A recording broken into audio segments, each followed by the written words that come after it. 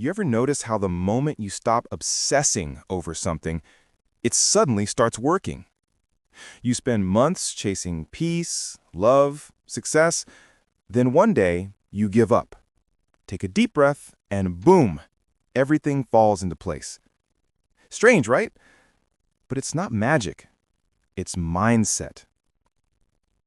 Today we're talking about one of life's most underrated superpowers, letting go.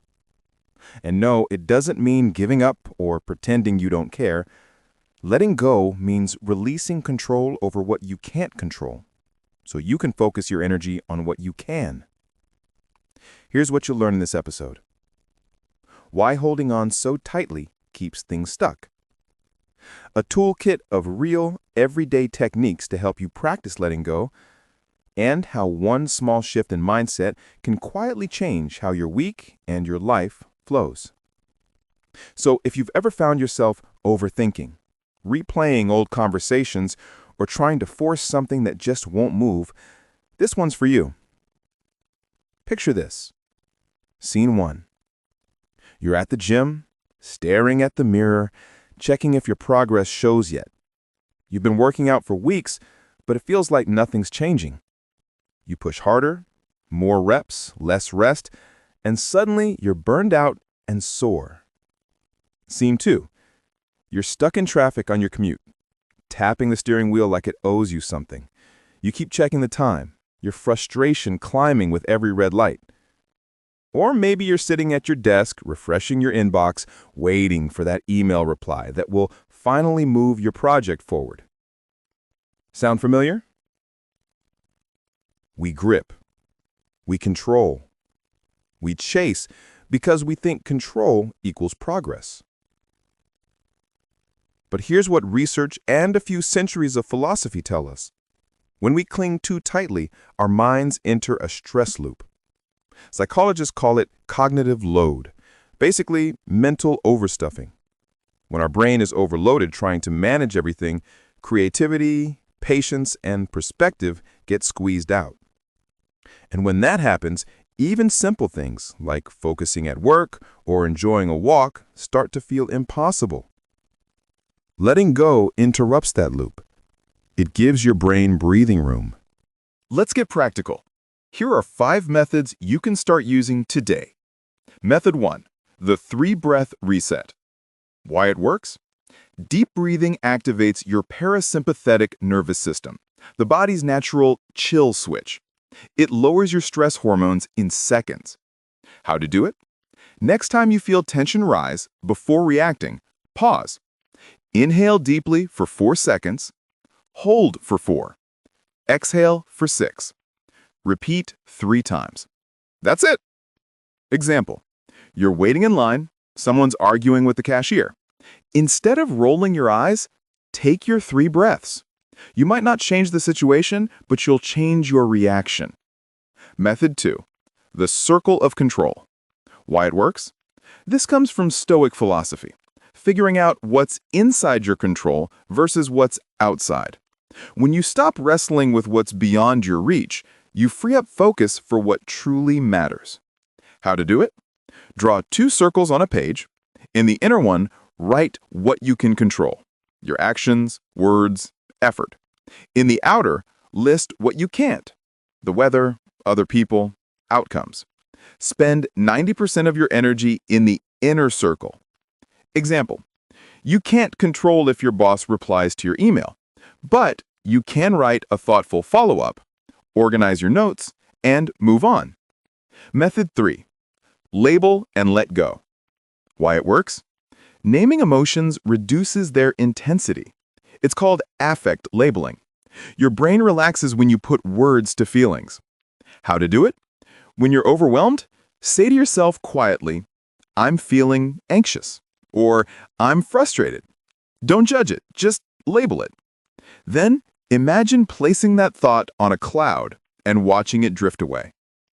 Example, before a presentation, instead of "I'm a mess," say, "I'm feeling nervous." That small shift changes chaos into clarity. Method 4, the 24-hour rule. Why it works? Time gives perspective. Most emotional spikes fade within 24 hours if you don't feed them. How to do it? Before sending that strongly worded text or quitting something impulsively, wait 24 hours. If it still feels right tomorrow, go ahead. Example, that angry work email? Sleep on it. Tomorrow, you might rewrite it as a calm, professional reply that actually solves the problem. Method 5. Good enough goals. Why it works? Perfectionism is just fear wearing a suit. Good enough keeps you moving forward without burning out. How to do it? For every task, define your minimum effective dose, the smallest version that still delivers value. Then celebrate completion, not perfection.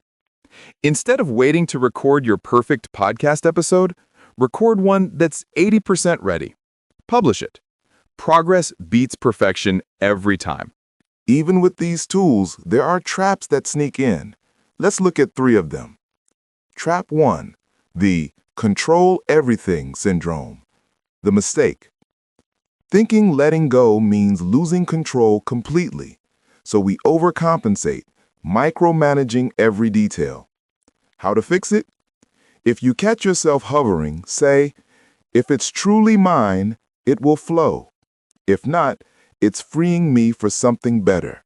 And maybe don't check your email 47 times in an hour. If control was a sport, some of us would have Olympic gold medals and no sleep. Trap 2. The instant Zen trap. The mistake.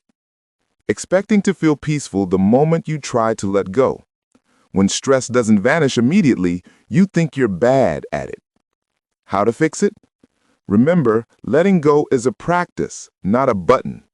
Treat it like brushing your teeth. Daily, not perfectly. No one ever said, I meditated once, and now I'm enlightened. If only. Trap 3. The all or nothing mindset. The mistake. Believing you must either be totally calm or a total mess. That's a trap of extremes. How to fix it? Use the even though phrase.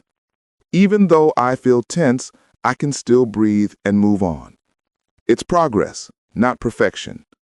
Balance isn't about standing still. It's about wobbling gracefully. Let's bring it to life. Meet Ari, a marketing manager juggling deadlines, gym goals, and a toddler who thinks sleep is optional. Monday, Ari's team project gets delayed. Normally, she'd spiral into stress. Instead, she tries the 3-breath reset. 3 slow breaths, her post drops, the situation's the same, but she feels different. Tuesday, a client sends vague feedback. Make it pop. Instead of taking it personally, Ari uses the circle of control. She can't control the client's clarity, but she can ask better questions. Progress. Wednesday, midweek slump. She feels irritated for no reason. Ari practices label and let go. I'm feeling tired. She closes her laptop, walks for 10 minutes, and returns refreshed. Thursday, her friend cancels dinner last minute. She feels that familiar sting of disappointment. She uses the 24-hour rule. No ranting texts tonight. The next morning, her friend explains there was an emergency. Crisis avoided. Friday, she records her first internal podcast at work. Nervous, but ready. She sets a good enough goal. Just share one helpful story. It's not perfect, but her teammates love it. By Sunday, Ari's week wasn't easier, but she was lighter. She didn't control everything, she just let go of what wasn't hers to hold. And that changed everything. Let's recap the tools that help things fall into place. The 3-breath reset. Calm your body, clear your mind. The circle of control. Focus where your effort counts. Label and let go. Name the emotion, release the grip. The 24-hour rule. Respond, don't react. Good enough goals. Choose progress over perfection. Letting go isn't passive, it's powerful. It's not about losing ambition, it's about losing tension. Because when you finally stop forcing life to happen your way, you create space for it to unfold its way. And often, that's even better. So next time you catch yourself clinging to control, take a breath. And remember, sometimes the fastest way forward is to let go.